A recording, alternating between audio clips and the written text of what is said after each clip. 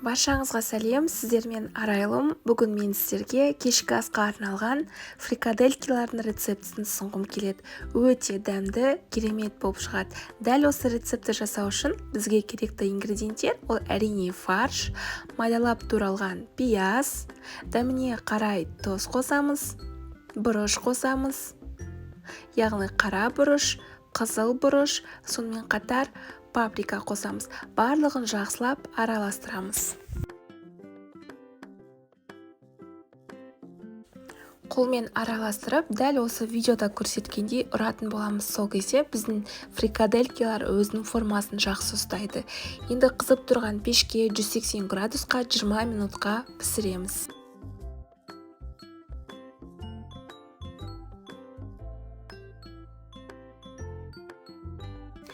Енді біз соусын жасайтын боламыз. Ол үшін табаға біз сұйық май қосып, оның үстіне майдалап туралған пиязымызды саламыз. Және томат пастасын салып, ыстық кипятокты құямыз.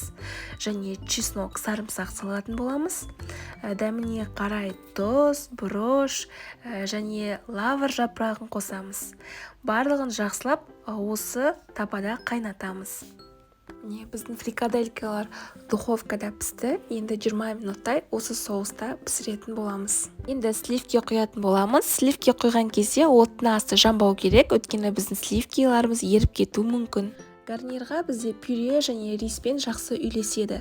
Достар, дәл осы рецептпен жасауға кеңес беремін. Достар, каналыма жазылғаннан кейін қоңыраушаны басып, все деген нүктені таңдауды ұмытпаңыздар. Сол кезде алдағы видеоларды бірінші болып көретін боласыздар.